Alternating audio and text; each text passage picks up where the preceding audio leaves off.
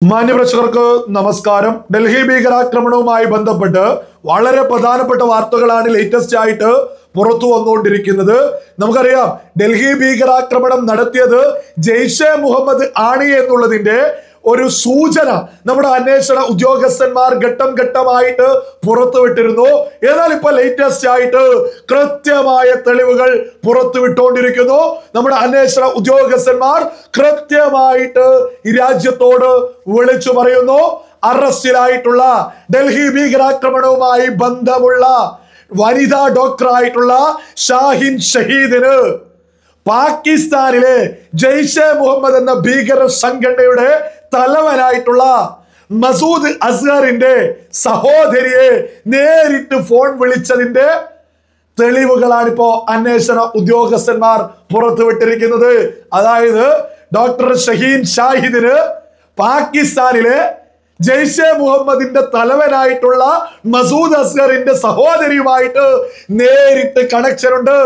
ഈ പറയുന്ന ഷഹീൻ ഷാഹിദിന് നമ്മുടെ രാജ്യത്തെ അവർ ഏൽപ്പിച്ചൊരു ദൗത്യം എന്ന് പറയുന്നത് ജെയ്ഷെ മുഹമ്മദിനൊരു വനിതാ വിങ് ഈ രാജ്യത്തെ പൗരന്മാരിലൂടെ വളർത്തുക എന്നുള്ളതാണ് എന്നതൊക്കെ കൃത്യമായിട്ട് വിവരങ്ങൾ പുറത്തു വന്നുകൊണ്ടിരിക്കുന്നു.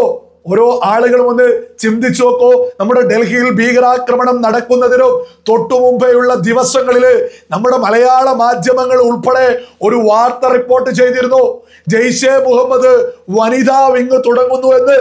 ഇതൊക്കെ പ്രതിരോധിക്കാൻ സുഡാപ്പികളൊക്കെ പല രീതിയിലും അതിനെ ട്രോള് രൂപത്തിലൊക്കെ ആക്കിയിരുന്നു. ഇതിന്റെയൊക്കെ ഗൗരവം ഓരോ ആളുകളും ചിന്തിക്കുക.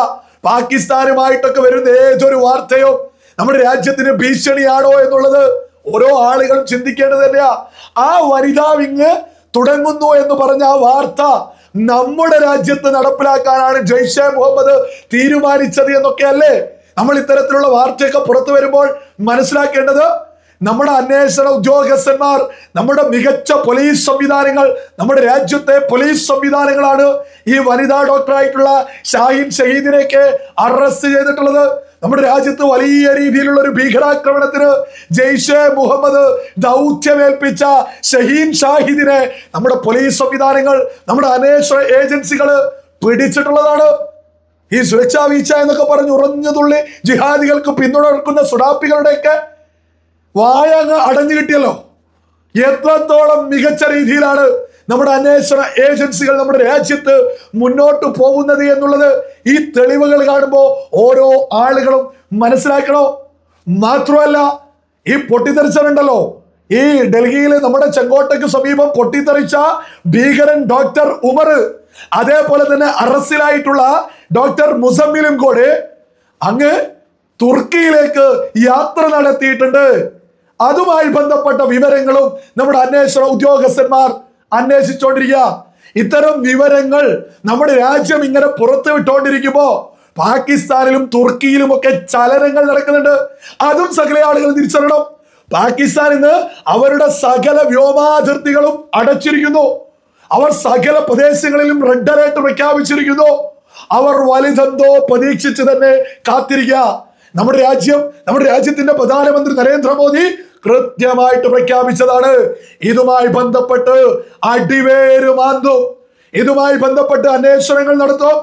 അതിൽ ആരാണോ പ്രതികൾ, ആരാണോ കുറ്റക്കാർ, അവർ ലോകത്തിന്റെ ഏതു കോണിൽ ഒളിച്ചാലും, അത് പാകിസ്ഥാനിന്റെ അടുക്കളയിൽ ഒളിച്ചാലും നമ്മുടെ രാജ്യം വെറുതെ വിടില്ല എന്നുള്ളത് ഈ രാജ്യത്തെ ഓരോ സാധാരണക്കാരനും ഇന്ന് അറിയാവുന്ന ഒരു കാര്യമാണ്. കാരണം നമ്മുടെ രാജ്യത്തിന്റെ ഭരണാധികാരി നരേന്ദ്രമോദിയിലെ ഈ രാജ്യത്തെ ഓരോ പൗരനും അത്രത്തോളം വിശ്വാസമുണ്ട് എന്നുള്ളതാ ഈ യാഥാർത്ഥ്യം. നമ്മുടെ രാജ്യം തിരിച്ചടിക്കുമെന്നുള്ളത് 1000 വട്ടം ഉറപ്പായിക്കൊണ്ടിരിക്കുന്ന തെളിവുകളാണ് നമ്മുടെ അന്വേഷണ ഉദ്യോഗസ്ഥന്മാർ ഇപ്പോ ലേറ്റസ്റ്റ് ആയിട്ട് പുറത്തുവിട്ടുകൊണ്ടിരിക്കുന്നത്. നമ്മുടെ രാജ്യത്തെ അന്വേഷണ ഉദ്യോഗസ്ഥന്മാർ തുർക്കിയുമായി ബന്ധപ്പെട്ട് 2 പ്രസ്താവനകൾ നടത്തിയതോട് കൂടിയിട്ട് തുർക്കി ഔദ്യോഗികമായിട്ട് ഭയന്ന് വിറച്ചുകൊണ്ട് രംഗത്തെത്തിയിട്ടുണ്ട്. അതുമായി ബന്ധപ്പെട്ട് തുർക്കി ഔദ്യോഗികമായിട്ട് വിളിച്ചു പറഞ്ഞത് ഞാനൊന്ന് വായിച്ചേൽപ്പിക്കാം. ഇന്ത്യയിലെ തീവ്രവാദ പ്രവർത്തനങ്ങളുമായി തുർക്കിക്ക് ബന്ധമുണ്ടെന്നും തീവ്രവാദ ഗ്രൂപ്പുകൾക്ക് സൈനിക, നയതന്ത്ര, സാമ്പത്തിക സഹായം നൽകുന്നുണ്ടെന്നും അവകാശപ്പെടുന്ന മാധ്യമ റിപ്പോർട്ടുകൾ നമ്മുടെ ഉഭയകക്ഷി ബന്ധങ്ങളെ തകർക്കാൻ ലക്ഷ്യമുള്ള ദ്രോഹപരവും തെറ്റായതുമായ പ്രചരണത്തിന്റെ ഭാഗമാണ്. ഇത്തരത്തിൽ തുർക്കി ഔദ്യോഗികമായിട്ടൊരു പ്രസ്താവന ഇറക്കിയിരിക്കുന്നു. അവർ ഭയന്ന് വിറച്ചിരിക്കുക. നമ്മുടെ രാജ്യത്ത് ആര് കടന്നു കയറി ഭീകരാക്രമണത്തിന് തുനിഞ്ഞാലും അവർ ലോകത്തിന്റെ ഏതു കോണിലാണെങ്കിലും അവിടെ പോയിട്ട് അടിക്കുമെന്നുള്ള നമ്മുടെ ഭരണാധികാരികളെ പേടിച്ചിട്ടല്ലേ ഈ തുർക്കി ഇത്തരത്തിലൊരു പ്രസ്താവനയൊക്കെ ഈ ഘട്ടത്തിൽ ഇറക്കിയിട്ടുള്ളത്. പിന്നെ തുർക്കിക്കോ ഈ പറയുന്ന തരത്തിലുള്ള പ്രസ്താവനയൊന്നും ബോധമുള്ള ഒരു മലയാളി വിശ്വസിക്കേണ്ട. കാരണം ലോകത്ത് ജിഹാദിസം വളർത്തുന്നതിൽ ഇപ്പൊ തുർക്കി വലിയ പിന്തുണയായിട്ട് ഈ രംഗത്തെത്തിയിട്ടുണ്ട്. ഓപ്പറേഷൻ സിന്ദൂരുമായി ബന്ധപ്പെട്ട് പാകിസ്ഥാനെ ഈ പറയുന്ന തുർക്കി സഹായിച്ചിട്ടുണ്ട്. അതിന്റെ തെളിവുകൾ കൃത്യമായിട്ട് മാധ്യമങ്ങളിലൂടെ നമ്മുടെ ചാനലിലൂടെ ഉൾപ്പെടെ നമ്മൾ മുന്നോട്ട് വെച്ചിട്ടുള്ളതാ. തുർക്കി ലോകത്ത് ജിഹാദികളെ പിന്തുണയ്ക്കുന്ന, ഹമാസിനെ പിന്തുണയ്ക്കുന്ന ഒരു രാജ്യമായി തുർക്കി എന്ന് പറയുന്നത്. ലോകത്തെ ജിഹാദികളെ വളർത്താൻ ഈ പറയുന്ന തുർക്കി എന്ത് സഹായവും ചെയ്തു കൊടുക്കും. പാകിസ്ഥാന് ഫണ്ട് ഉൾപ്പെടെ കൊടുത്ത്, ആയുധം ഉൾപ്പെടെ കൊടുത്ത് സഹായിച്ചുകൊണ്ടിരിക്കുന്നുണ്ട്. നമ്മൾ പ്രത്യേകം മനസ്സിലാക്കേണ്ട മറ്റൊരു പ്രധാനപ്പെട്ട വിഷയമുണ്ട്. നമ്മുടെ കേരളത്തിലൊക്കെ മതേതര മുഖമൂടി അണിഞ്ഞു നടക്കുന്ന മുസ്ലിം ലീഗിന്റെ സംസ്ഥാന പ്രസിഡന്റൊക്കെ അല്ലേ സയ്യിദ് സാദിഖ് അലി ശിഹാബ് തങ്ങളൊക്കെ.